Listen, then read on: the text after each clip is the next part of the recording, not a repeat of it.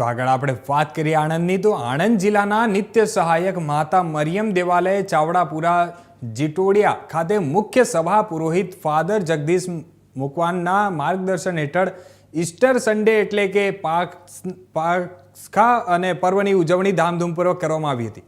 આ ઉજવણીમાં મોટી સંખ્યામાં શ્રદ્ધાળુઓ જોડાયા હતા અને ફાધર જગદીશ મેકવાણે જણાવ્યું હતું કે આજનો દિવસ આપણે ઘણું શીખવી જાય છે.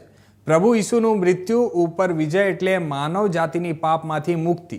આપણે દરેક વ્યક્તિ જ્યાં રહીએ છીએ, નોકરી કરીએ છીએ અને ત્યાં એવી રીતે કામ કરીએ જીવન જીવીને કે એક સાચા પ્રભુના અનુયાયી તરીકે પ્રસ્થાપિત થઈએ અને પ્રેમ, શાંતિ અને ભાઈચારો અને ખાસ કરીને ક્ષમા અને એકબીજાને ક્ષમા આપવી, એકબીજાને માફી આપવી, તે જ આજના દિવસનો મુખ્ય સંદેશ છે.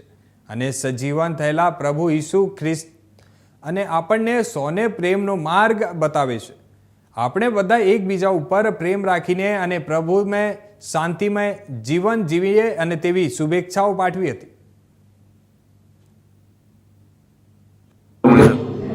વાલા સ્વજનો, આજે સજીવન થયેલા પ્રભુ ઈસુનો દિવસ એટલે કે પાસ્કા પર્વ. પાસ્કા એટલે કે પસાર થવું. જેમ ઇઝરાયેલી લોકો વર્ષો પહેલા મિસ્રની ગુલામીમાંથી પસાર થયા હતા, એમ આપણને પાપમાંથી મુક્તિ આપનાર પ્રભુ ઈસુ એ પાસ્કા પર્વ આપણે મનાવીએ છીએ. આજે સર્વને આ પાસ્કા પર્વ ઉપર હું શુભેચ્છાઓ પાઠવું છું. સજીવન થયેલા પ્રભુ ઈસુ આપણને સૌને એમની કૃપાઓથી ભરપૂર કરે, એમની કૃપાઓ અને એમના પ્રેમથી આપણું જીવન ભર્યું રહે એવી પ્રાર્થના અને શુભેચ્છાઓ. આજના સંદેશની અંદર સમાજની અંદર ઘણા લોકો જે તરછોડાયેલા છે, જે ગરીબ છે, જે દુઃખી છે, એમને પ્રભુનો અનુભવ થાય.